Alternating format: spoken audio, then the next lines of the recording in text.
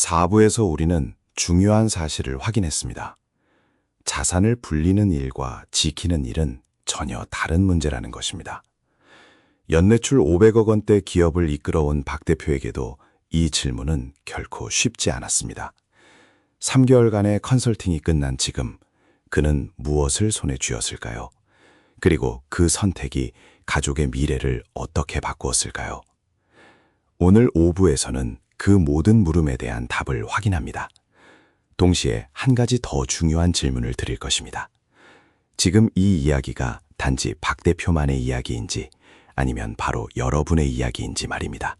3개월간의 컨설팅이 마무리되고 다시 3달이 지났습니다. 박 대표의 아침은 달라져 있었습니다. 예전이라면 일일 매출 수치와 공장 가동률부터 확인했을 그가 이제는 자산 포트폴리오 전체 구조를 먼저 들여다봤습니다.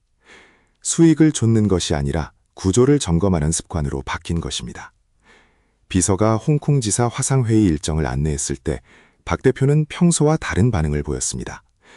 회의 참석 여부보다 해당 안건이 자신의 시간을 쓸 만큼 중요한 의사결정인지를 먼저 물었습니다. 시간 관리 방식 자체가 바뀌어 있었습니다. 정말 중요한 것에만 집중하고 나머지는 시스템이 작동하도록 맡겨두는 방식이었습니다. 이것은 단순한 습관 변화가 아니었습니다. 자산을 대하는 사고방식 전체가 재편된 결과였습니다. 박 대표의 기억 속에는 미첼 자산관리사가 남긴 한마디가 여전히 선명하게 남아 있었습니다. 사업 감각이 뛰어난 것과 자산을 지키는 능력은 전혀 다른 재능이라는 것. 그 차이를 아는 사람만이 세대를 잇는 자산을 만들 수 있다는 것이었습니다. 처음 그 말을 들었을 때 박 대표는 단순한 조언 정도로 받아들였다고 했습니다. 하지만 3개월의 컨설팅을 마치고 실제로 포트폴리오를 재편하는 과정에서 그 말의 무게를 비로소 실감했습니다. 자산을 만드는 사람은 많습니다. 하지만 그것을 구조화하고 리스크를 분산하며 다음 세대까지 이어지도록 설계하는 사람은 드뭅니다.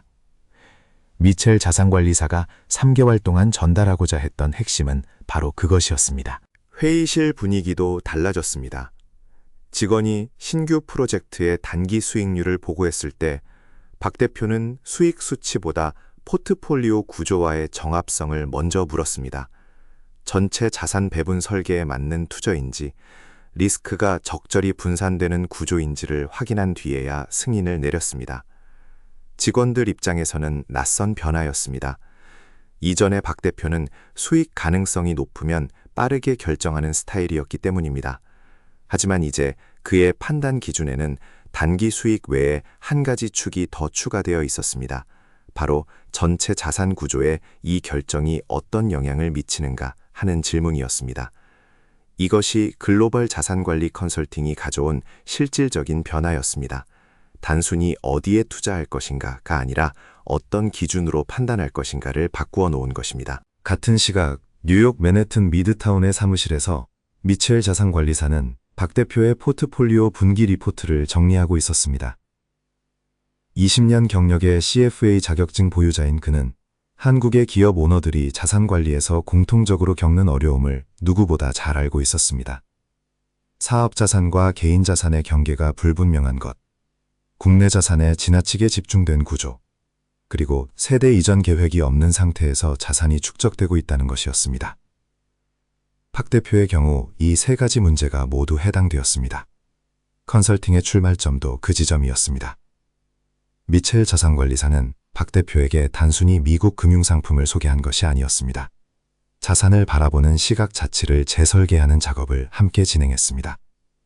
3개월 후 박 대표의 포트폴리오는 국내외 자산 배분 비율이 조정되었고 리스크가 눈덩이처럼 빠르게 커지던 특정 자산군의 편중 문제도 해소되었습니다. 미첼 자산관리사는 이것을 단지 시작이라고 표현했습니다. 변화는 오피스 안에서만 일어난 것이 아니었습니다. 전직 회계사로서 가정의 재정을 담당해온 이수진 씨는 컨설팅 이후 자산 현황을 정리하는 방식을 바꾸었습니다. 단순한 지출 관리에서 벗어나 가족 전체의 자산 흐름을 구조적으로 파악하는 방향으로 전환한 것입니다.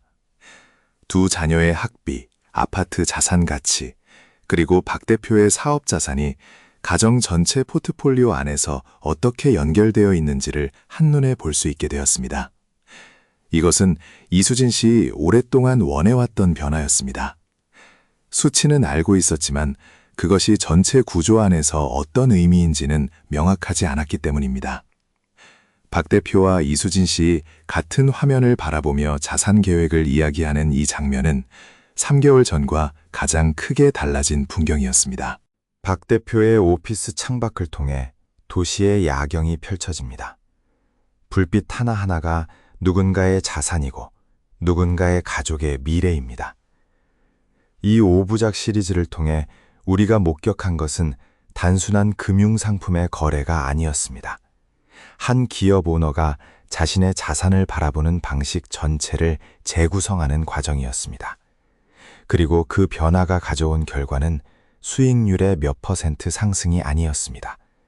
가족이 같은 방향을 바라보게 되었다는 것, 자산을 지키는 것의 의미를 깨달았다는 것, 그리고 세대를 잇는 자산 구조를 설계하기 시작했다는 것입니다. 마지막으로 한 가지 질문을 남깁니다. 지금 당신의 자산은 어떤 구조로 배분되어 있습니까? 그리고 당신의 자산 관리 기준은 무엇입니까? 박 대표가 마주했던 질문들이 혹시 당신의 질문은 아닐까요? 구독하시고 다음 영상도 놓치지 마세요.